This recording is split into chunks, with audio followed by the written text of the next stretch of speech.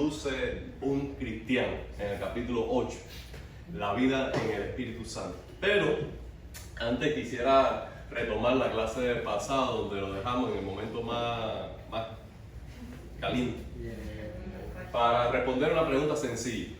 ¿Se contradice Pablo? No. En general, solamente eso. Entonces vamos a leer 3 pasajes bíblicos y para responder esa pregunta, y yo voy a escucharlo a ustedes, cómo ustedes concilian estas 3 palabras de Pablo para respondernos si se contradicen. Nosotros en primera decimos no, pero cuando leamos los versículos vamos a ver cómo ustedes logran descifrar el enigma, ¿no? Ok, el primero, For my inner being I delight in God's law, but I see another law at work in me, waging war against the law of my mind and making me a prisoner of the law of sin at work within me. What a wretched man I am! Who will rescue me from this body that I subject to death? Thanks to be God who delivers me through Jesus Christ our Lord. So then I myself, in my mind, I am slave to God's law, but in sinful nature a slave to the law of sin. A mí, desde que leí por primera vez Romanos capítulo 7, me surgió esa problemática, esa dificultad para entender el último versículo. Porque todo el mensaje del Nuevo Testamento es que nosotros debemos poner nuestra fe en Jesucristo para nuestra salvación. Y que una vez que hemos sido salvados o justificados, comenzamos un proceso de santificación o de madurez espiritual en el cual nos vamos despegando más y más del pecado para ser más y más semejante a Cristo. ¿Es cierto?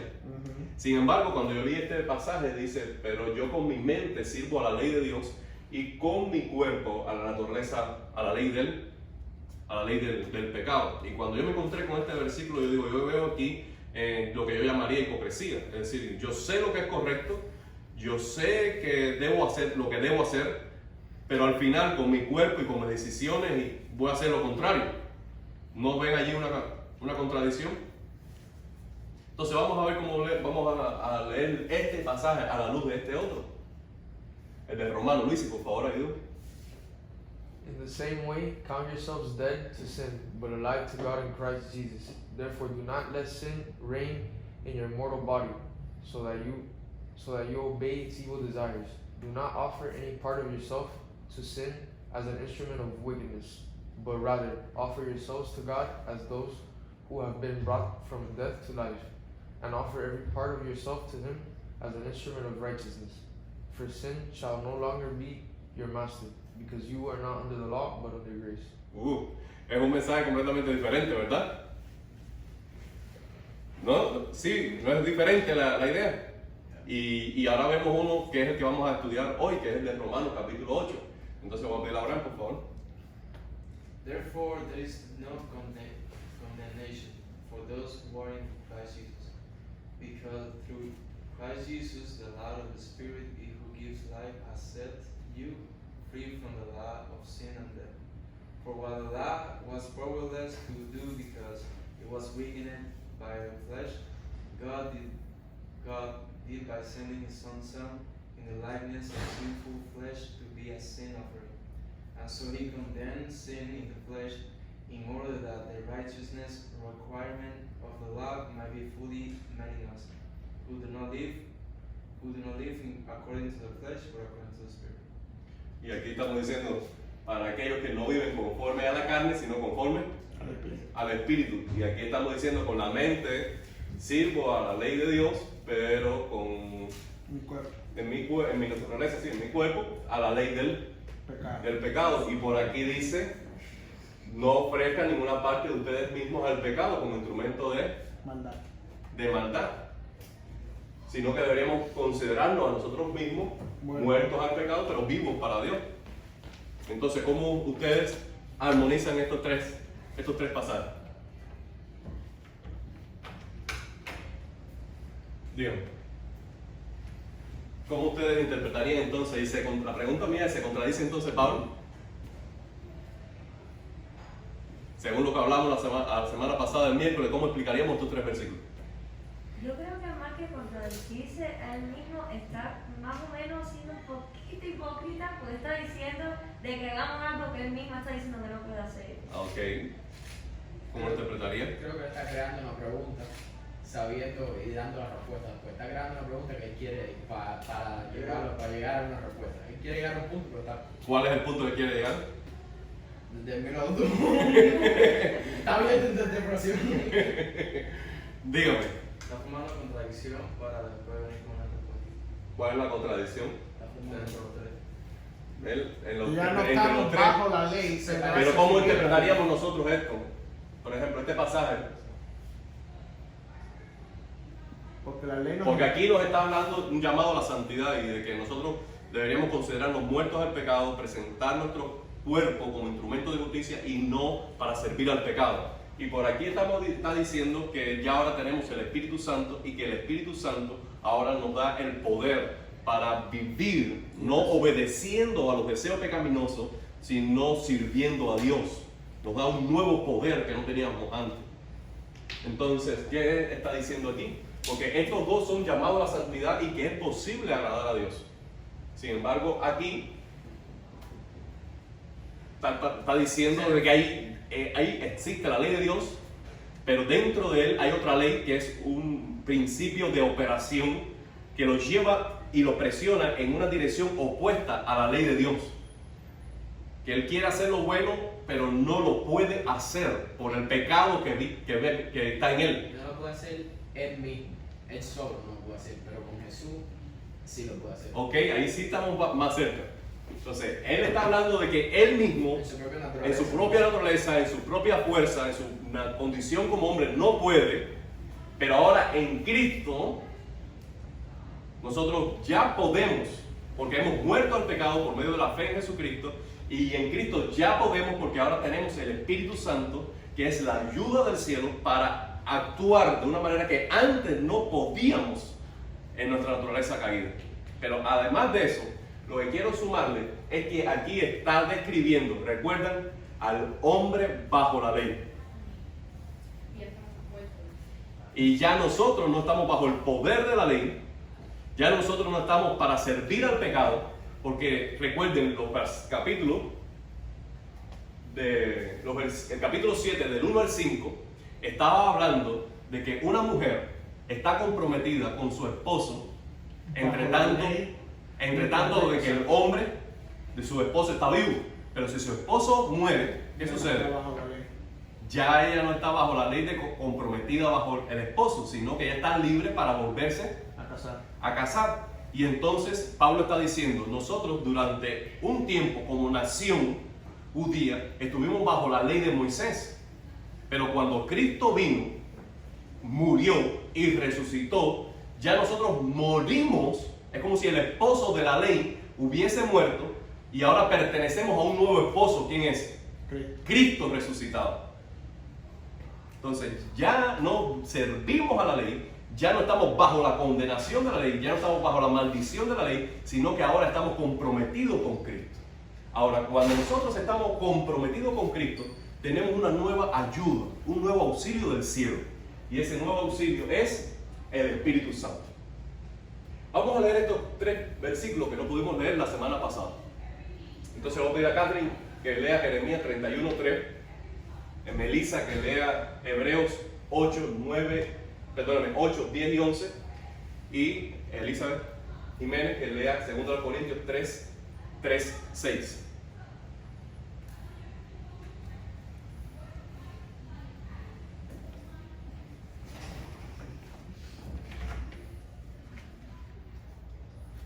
Y esto es lo sorprendente de las Escrituras, de que así fue desde la eternidad confeccionado el propósito de Dios.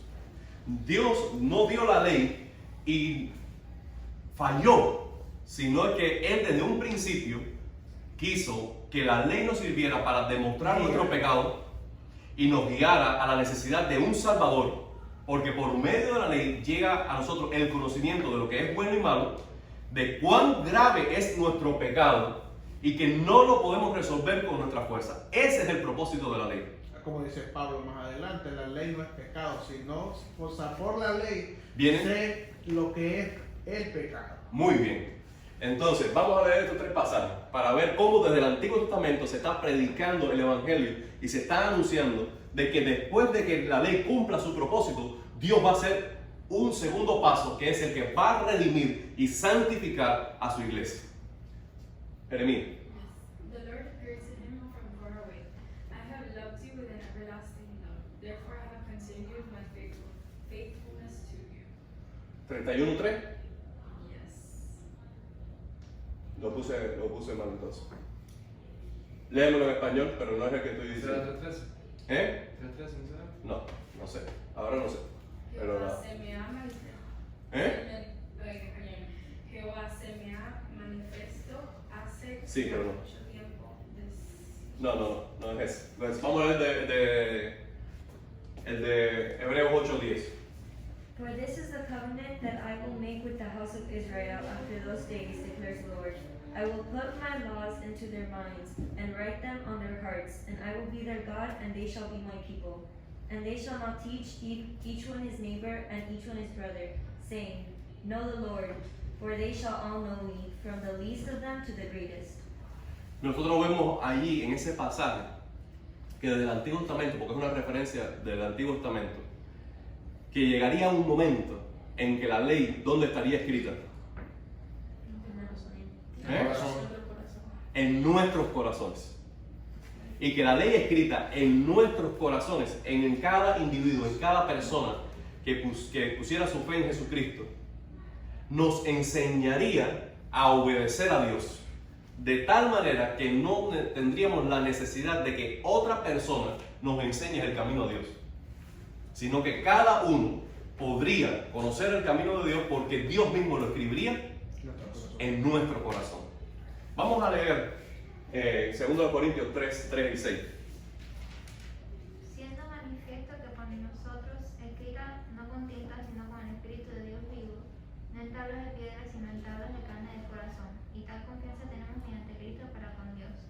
No que seamos competentes por nosotros mismos para pensar algo como de nosotros mismos, sino que nuestra competencia proviene de Dios, el cual asimismo nos hizo ministros competentes de un nuevo pacto, no de la letra sino del Espíritu, porque la letra mata, mas el Espíritu vivifica. Nosotros vemos allí que quién escribe la ley en el corazón del creyente, en ese versículo, el Espíritu Santo. Entonces, es el Espíritu Santo en nuestro corazón quien nos está enseñando el camino de Dios. Pero para eso se necesita un cambio de corazón. Mira qué extraordinario. La ley es un agente externo que nos está presionando para obedecer a Dios y no logra cambiarnos. Porque el problema no está en lo externo, en lo que si nosotros sabemos o no sabemos. El problema ¿dónde está? Interno. En el corazón, interno. Entonces necesitamos un nuevo corazón que ame a Dios y que esté motivado para obedecerle a Él y sobre todas las cosas tenga la fuerza de Dios para no solamente querer, no solamente estar motivado, sino lograr hacerlo. Amén. Vamos a leer Ezequiel. Busquen alguien que busque Ezequiel 36:26. Y ¿Ezequiel qué? 36:26. Y Elizabeth, por favor, búscame Jeremías 24:7. Que les daré un corazón nuevo y derramaré un espíritu nuevo en medio de ustedes. Les arrancaré del cuerpo el corazón de piedra y les daré un corazón de carne. Jeremías 24:17 creo que es. Si no, tu hermanito lo busca.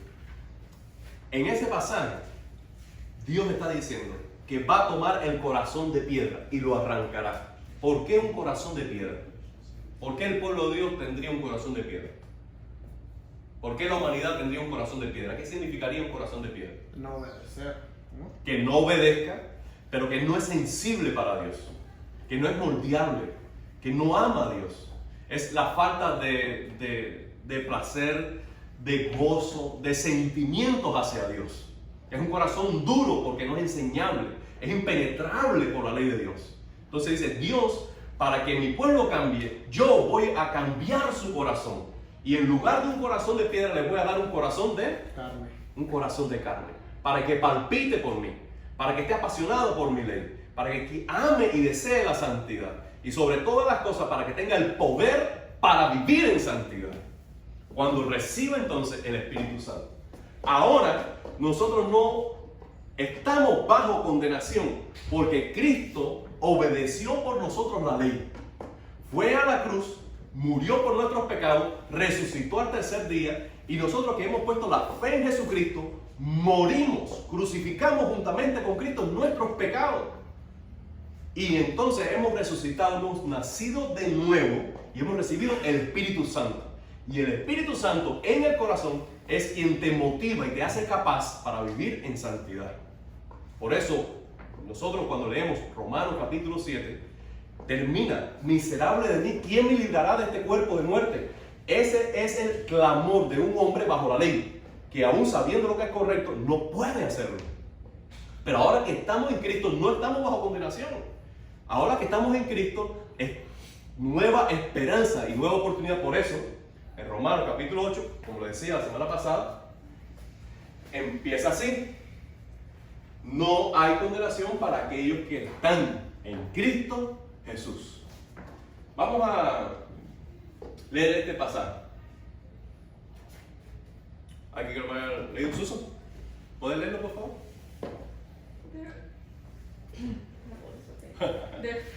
Therefore, there is now no condemnation for those who are in Christ Jesus, because through Christ Jesus, the law of the Spirit who gives life has set you free from the law of sin and death. For what the law was powerless to do, I can't really see, to do because it was weakened by the flesh.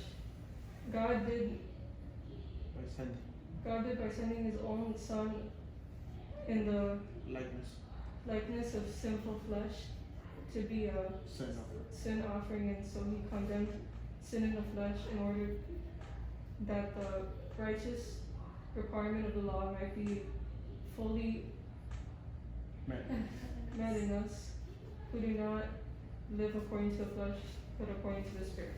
Muy bien, gracias, Susan, gracias. Gracias, porque aquí todo el mundo participa y todo el mundo lee. Aquí no se me echa nadie para atrás. Nada más me avisa cuando le mando a orar. Por ahora. Ven, aquí resumen todo lo que hemos hablado. Ahora. Sí, therefore. Sí, ahora. Es decir, termina el capítulo 7 diciendo: ¿quién me librará? Yo con mi ley, con mi mente sirvo la ley de Dios, con mi cuerpo sirvo la ley del pecado. Allí termina el hombre bajo condenación. Pero ahora no. Ahora que estoy en Cristo, además de la ley de Dios que yo no puedo cumplir y que me condena por mi pecado, hay dentro de mí otra ley. ¿Y esa ley cuál es?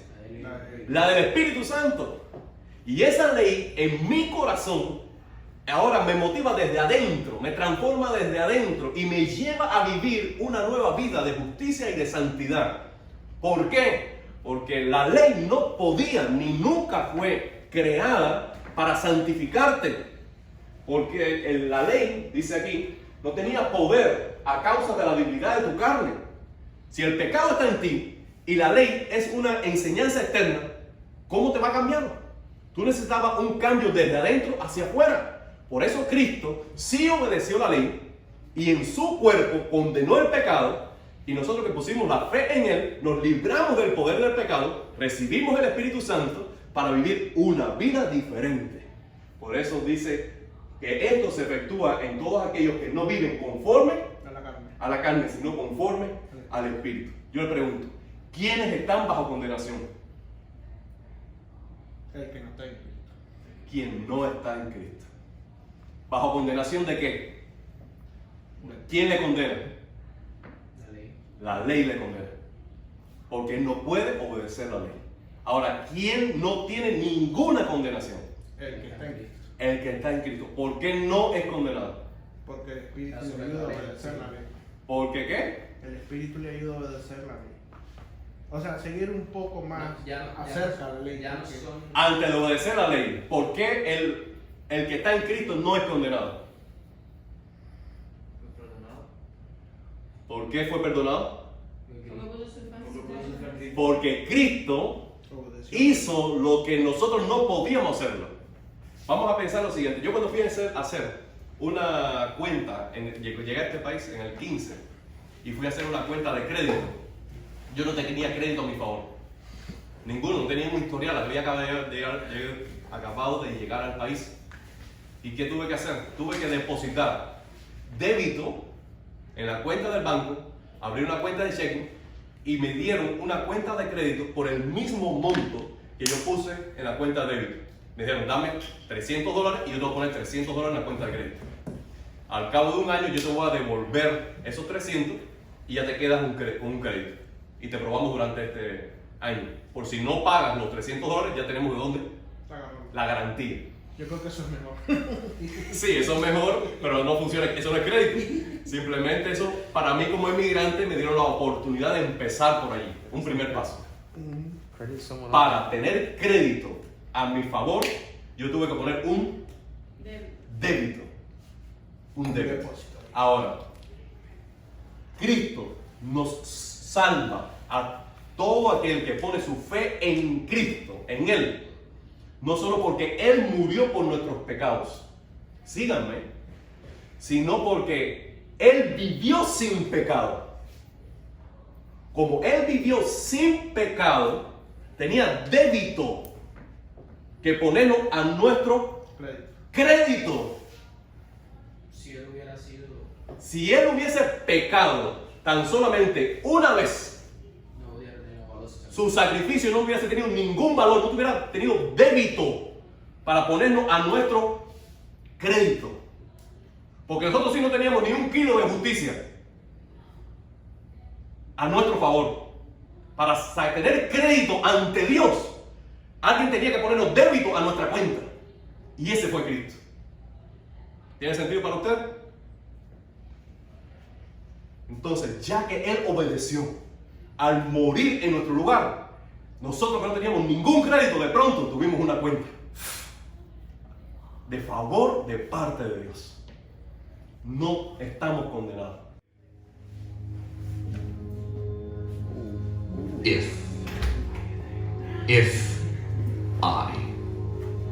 This is the condition, the why, the question mark over each of our lives. If I am good enough, if I don't mess up too much, if I go to the right church, if I prove to God my worth, if I pray before I eat, if I read scripture before I sleep, if I do enough good works, if I share the gospel with those who search, if I always give it my best try, if I do the most I can before I die, if I. Now the problem with these questioning lines is not actually that you're asking if, but that your if is dependent upon your I. Because if you're trying to provide yourself with an equation that assures you of your salvation, and you're trying to use yourself as the standard, the cause, the determinant, the foundation, then all you will ever get out of your internal interrogations to the question, have I finally done enough to receive salvation, will be a resounding negative declaration. No, you aren't good enough. No, you messed up too much. No, you did not do enough good works. No, you did not prove to God your worth. No, you didn't give it your best try. No, you didn't do enough before you died. If your if is based on your I, then your assurance of salvation will always be denied. And yet, for every single one of us, this is what we've tried. To base our salvation on self-evaluation. But all we ever get out of this arrangement is condemnation. That's why you feel lacking, no matter how hard you try, because your if is based on your I. It's why you feel disobedient, no matter how often you comply, because your if is based on your I. It's why you feel distant, like a misfit, like a second-class citizen. It's why you feel empty, no matter how much you supply, because your if is based on your eye, and your eye can never measure up to the standard of God on high. And that's not because his standards are awry, but it's because he is perfect, and we always fall short of that prize. And so there is always condemnation for those who are in I. But there is good news. There is gospel, free to all, without price. For there is now no condemnation for those who are in Christ. So let's make a new condition. Let's ask a different why. With the old one gone, let's fly a freshly drawn question mark over each of our lives. Let's ask a new if to replace our if I's. Let's ask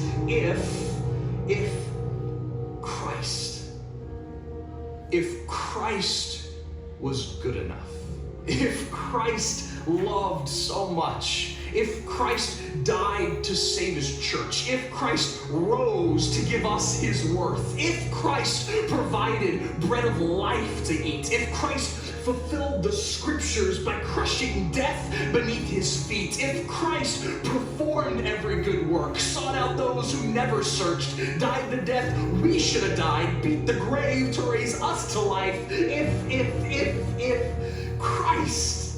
Now, the joy within these questioning lines is that our if is no longer dependent on something that we supplied. Instead, the if of our salvation is dependent on the one who loved us so much that he was crucified. So let's abandon our if I's and run towards if Christ. Let's move from feeling like I'm condemned to say I'm convinced that neither life nor death, neither heights nor depths, not my own faults or mess-ups, not my guilt or distrust, nothing can separate me from the love of God, because all my ifs Christ answered on the cross. And so we can ask one final if, and with it, all condemnation is crushed. If God is for us, who can be against us? Yo creo que en este punto nosotros pudiéramos tener una oración antes de decidirnos, porque creo que tenemos que hacer un alto, y si esto es verdad, nosotros somos las personas más dichosas del mundo. ¿No es cierto? Y dejar lugar que el Espíritu Santo toque nuestro corazón esta noche. Porque Jesús dice, vengan a mí todos los que estén trabajados y cargados, que yo los voy a hacer descansar. Y aprendan de mí, que soy manso y humilde de corazón, y hallarán descanso para sus almas. Porque nuestras almas están cansadas, están agobiadas, están cargadas por intentar obedecer a Dios y merecer el favor de Dios. Y una y otra vez nosotros chocamos contra la pared y nos damos cuenta de que no podemos obedecer a Dios. Pero si nosotros venimos a Él, en su gracia recibimos en primer lugar perdón, liberación de culpa, no hay condenación. Y en segundo lugar recibimos fuerzas nuevas para vivir agradándole a Él, cada día avanzando hacia ser más semejante a Él. Yo te digo a Liana que nos piden una oración de gratitud, adoración y de rendición al Señor. Padre, te alabamos y te bendecimos en esta noche. Te damos gracias, Señor, porque podemos estar aquí meditando en tu palabra. Te damos gracias, Señor, porque tú conoces cada uno de nuestros corazones, Señor. Tú conoces nuestras dificultades, tú conoces nuestras faltas, nuestros pecados. Tú conoces, Dios mío, donde nosotros no podemos alcanzar. Pero Padre, te alabamos y te damos gracias porque no depende de nosotros. Porque tú enviaste a tu Hijo Jesucristo para que muriera en una cruz cruel para que a través de su perfecta vida, cuando Él murió, juntamente con Él fueron crucificados todos nuestros pecados. Y eso es algo, Padre, que a veces no logramos entender, algo que hemos escuchado tantos años, Señor, algo que quizás nos hemos aprendido de memoria, Padre, pero yo te suplico que en esta hora tú le hagas esto obvio a cada uno de los muchachos que está aquí, Señor, a cada uno de nosotros, que comprendamos la magnitud, Señor, de lo que tú compraste con la muerte de tu Hijo Jesucristo, Señor. Te damos infinitas gracias porque por nosotros no podíamos haber logrado nada, por nuestras fuerzas, por todas las cosas que pudiéramos haber hecho, Dios mío, nunca hubieran sido suficientes. Pero te alabamos porque en Cristo sí es suficiente, Señor, porque ya no hay condenación para aquellos que ponen su fe en tu Hijo Jesús. Te suplico, Padre, que mientras continuamos escudriñando tu palabra, esta verdad perpetúe en nuestras mentes y en nuestros corazones, Señor, y que podamos vivirla cada día convencidos, Señor, de que no depende de nosotros, sino de tu Hijo Jesús.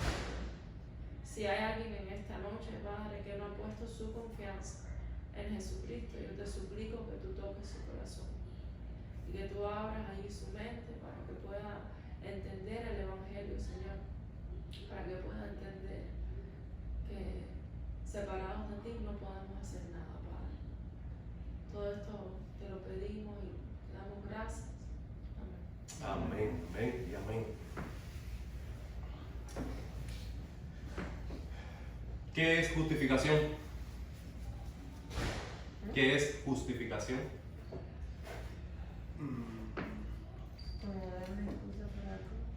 Ok, ¿qué es justificación? Es el acto por mediante el cual Dios nos declara libre de culpa, justificado, justo. ¿Qué es santificación? Madurez espiritual. Ser santo es el proceso mediante el cual crecemos a la semejanza de Cristo.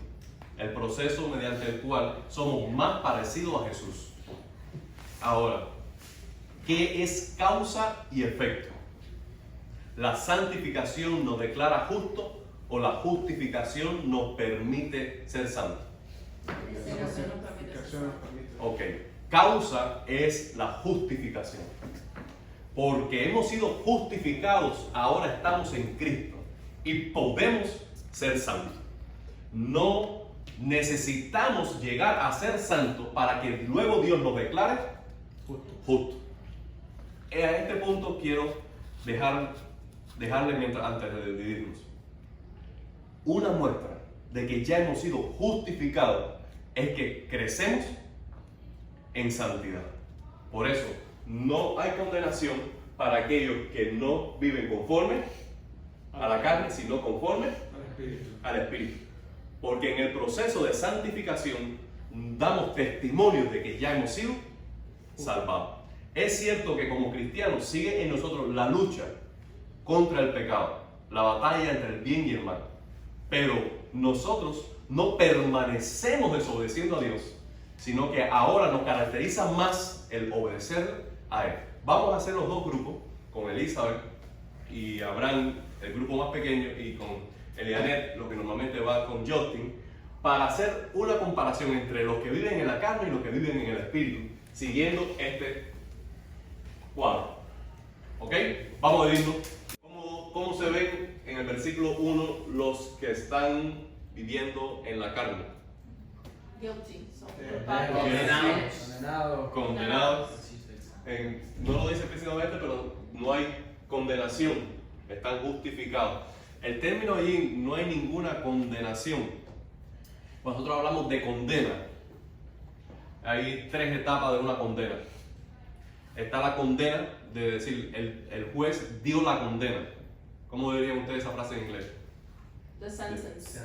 The judge Pass sentence. Pasó, dio como su. dio la sentencia. Pero la sentencia ahí es la declaración de culpabilidad. Es condena. Ahora, hay una segunda etapa de la condena. Y es la persona, por ejemplo, que está condenado a muerte, ya está escrito, ya está dictada su condena, pero está condenado en su celda. Y es la vida del hombre desde que se declara culpable hasta que se ejecuta o finalmente cumple o recibe, ¿qué cosa? Condena. Entonces es un término legal, por eso yo le puse allí el estado legal delante de Dios. Cuando Dios dice que los que están en Cristo, los que han puesto su fe en Cristo, los que han abrazado el sacrificio de Cristo, no tienen ninguna condenación.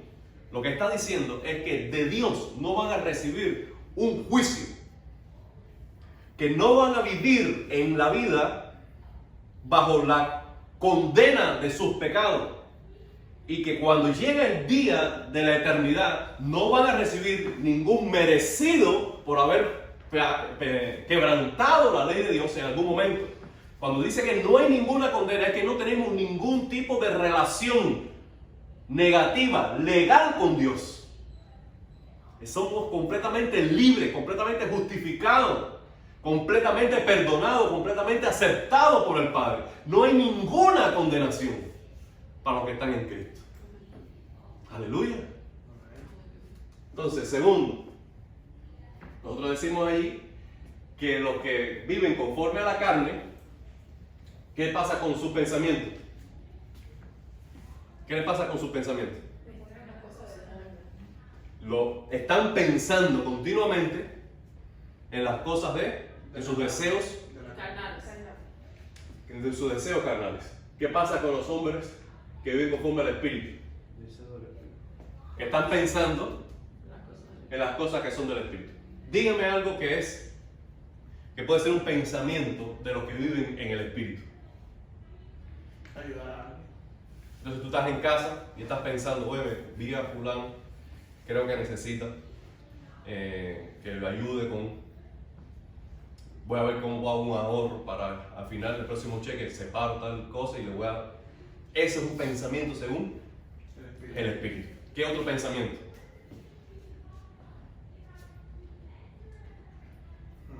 Puede ocuparse nuestra mente, que sea espiritual. Todo lo bueno, pero no puedo pensar en... ¿Cómo qué? El plan. Salvación.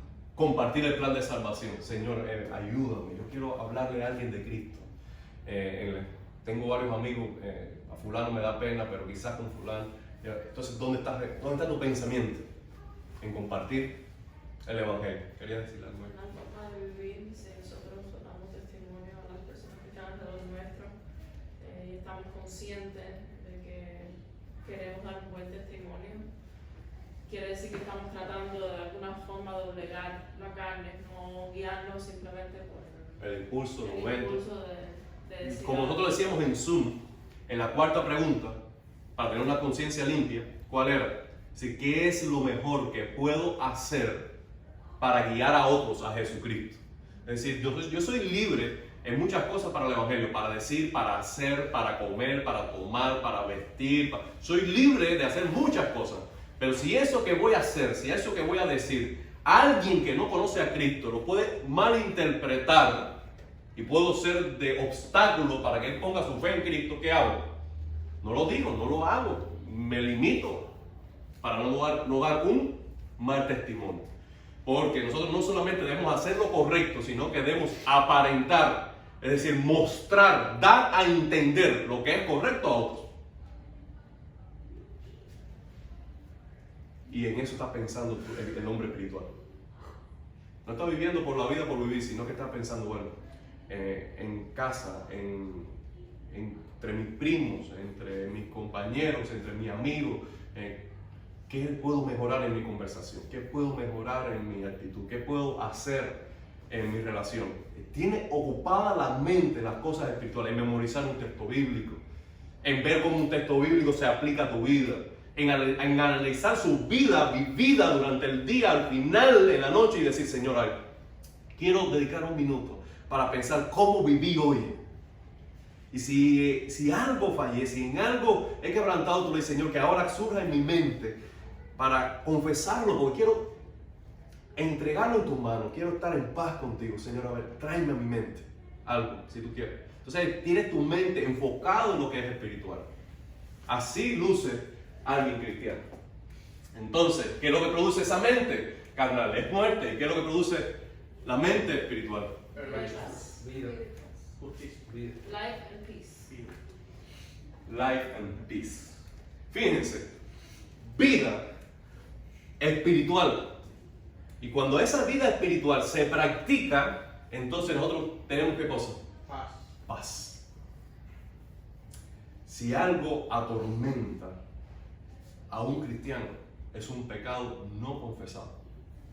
No es el café en la cafetera, no es el lechoncito que está esperando para el almuerzo de mañana, sino es un pecado no confesado. No hay manera que un hijo de Dios tenga paz si ha quebrantado la ley de Dios. No hay manera. Porque por amor, el Espíritu Santo no te dejará tranquilo. Por amor. Y el Espíritu Santo te va diciendo, muchacho, hijo mío, tenemos que hablar. Y tú que no, que me da pena, que no sé cómo decir. Y él dice, ven, tenemos que hablar. Vamos, dilo, vamos a hablar. Y hasta que tú no lo pones ahí, tú no vas a tener paz en tu corazón. Entonces la única manera en que tengas vida espiritual y que tengas paz es que tu mente primero se ocupe en lo que es espiritual, porque siempre va a haber primero, según tú piensas, así tú vas a vivir. Vamos allá.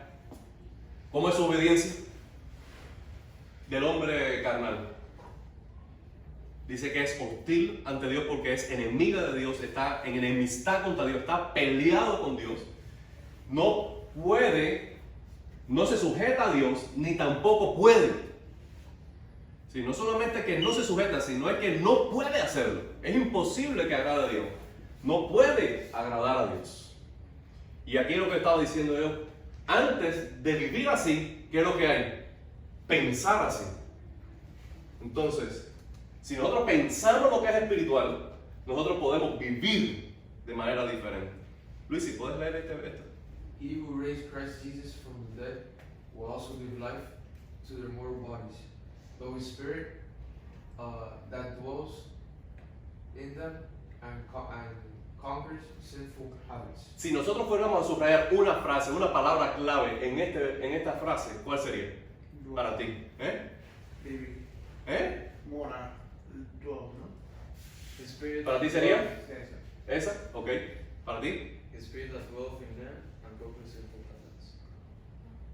Una palabra, no His una- spirit una palabra. that, no importa, a ver qué. His spirit that dwells in them and conquers sinful habits.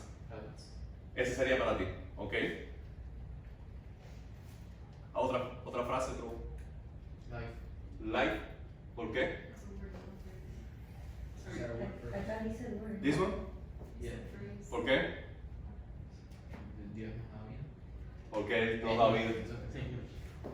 Nosotros hemos resucitado con Cristo y a través, para mí es una palabra clave también, ¿sí? A través del Espíritu, de su Espíritu, es que podemos nosotros conquistar los hábitos carnales.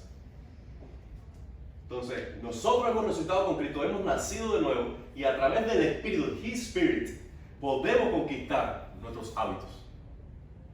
Entonces, mientras nosotros enfoquemos nuestros pensamientos en lo que es espiritual y dependamos de la fuerza y el poder del Espíritu Santo, mientras más nos esforcemos en no hacer nada, sino en depender de Él, mayor posibilidad tendremos para agradar a Dios. ¿Qué relación tiene con el Espíritu Santo? ¿Realmente no tiene? Ninguna. Ninguna. Según Juan, el Evangelio de Juan, el Espíritu Santo lo único que hace es condenar al mundo. Convencernos de qué? Está pecando. Que de justicia, de pecado, de justicia y de juicio. Ese es el trabajo del Espíritu Santo con el que vive en la carne, estar convenciéndolo que está mal. ¿Y qué relación tenemos con el Espíritu Santo? El que anda en el Espíritu, el Hijo de Dios.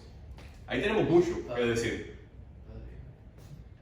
Muy bien, nos ayuda a tener una relación filial con Dios, nos ayuda a decir Abba Padre, es decir, nos ayuda a relacionarnos con Dios como un Padre. ¿Qué más nos ayuda a hacer? ¿Qué más hace el Espíritu Santo?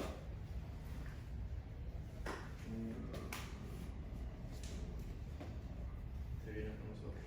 ¿Eh? Hasta ahí, pero te viene con nosotros. Muy bien, más adelante, en capítulo más adelante, en los 20 y tantos, dice que nosotros no sabemos orar como conviene, pero el Espíritu Santo intercede por nosotros, ayudándonos en nuestra oración para orar, para pedir y orar lo que nos conviene. ¿No es verdad, Katy? ¿Qué más? Implícitamente que hay libertad, porque dice que ya no somos esclavos. Ok. Ya es esclavo. Está bien, el Espíritu Santo nos da libertad. También en Romanos en algún momento dice donde está el Espíritu, el Espíritu es el Señor, y donde está el Señor hay libertad. Es decir, el Señor es el Espíritu, y donde está el Espíritu ahí hay libertad. Muy bien, pero explícitamente, claramente, en palabras de Pablo, ¿qué hace el Espíritu Santo en esos versículos? Nos adopta como hijos. Nos adopta como hijos. ¿Qué más hace?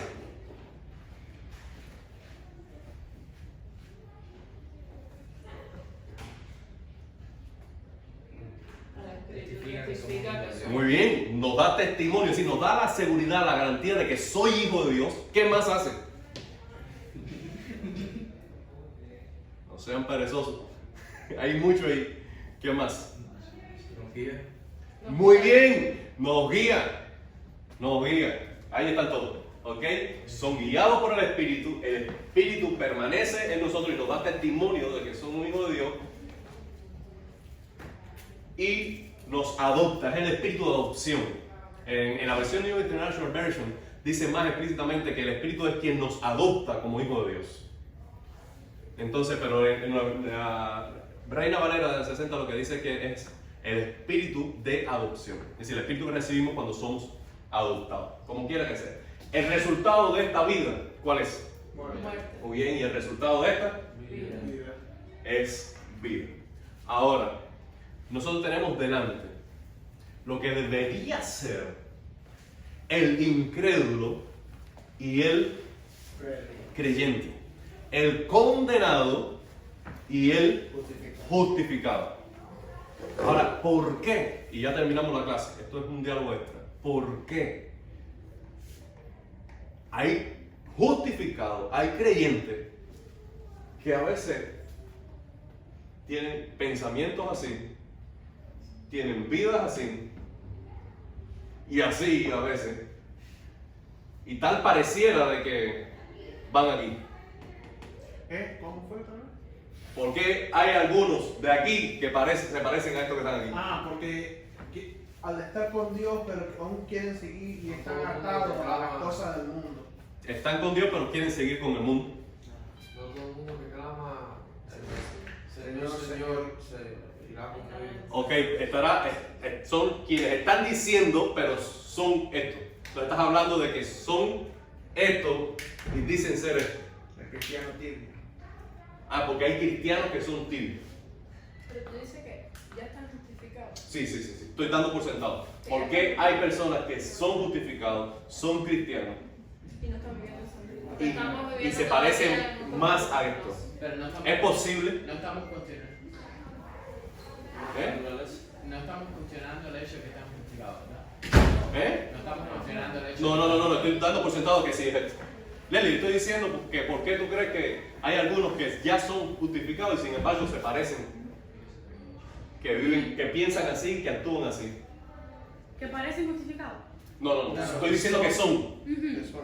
Porque hay veces que hay quienes son justificados, que no tienen ya ninguna condenación, que tienen el Espíritu Santo, que son hijos de Dios, Ajá. y a veces actúan así.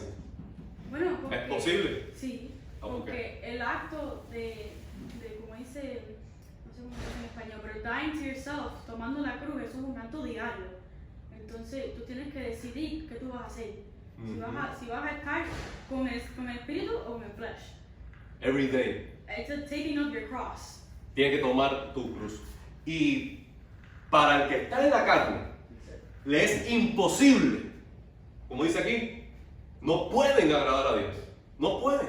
Pero ahora que estamos en Cristo, tenemos la opción, tenemos la oportunidad, tenemos el poder, porque la ley del Espíritu de vida que ahora opera en nosotros nos ha librado de la ley del pecado y de la muerte. Y por medio del Espíritu Santo, cada día tenemos la opción de pensar lo que es espiritual, para actuar espiritualmente y para agradar a Dios. Amén. Entonces, ¿qué vas a hacer? Cargar la cruz. Amén. Carga tu cruz. Vamos a orar. Padre, gracias por esta noche. Gracias porque juntos hemos estudiado tu palabra. Y gracias, oh Dios, porque nosotros nos gozamos como hijos tuyos en tu palabra, en tu espíritu. Pedimos, oh Señor, que en nosotros crezca el gozo de nuestra salvación, el regocijo. Estalle, Señor, en nuestro corazón al saber que hemos sido adoptados como tus hijos. Y que no hay culpa, Señor, que debamos resolver. Padre, ocupa nuestra mente, Señor, en lo que es espiritual. Ocupa nuestro pensamiento en lo que procede de ti. Y que nosotros, Padre mío, podamos reflejar a Cristo ahora que podemos hacerlo con la ayuda de tu Espíritu. En el nombre de Jesús. Amén, amén, amén.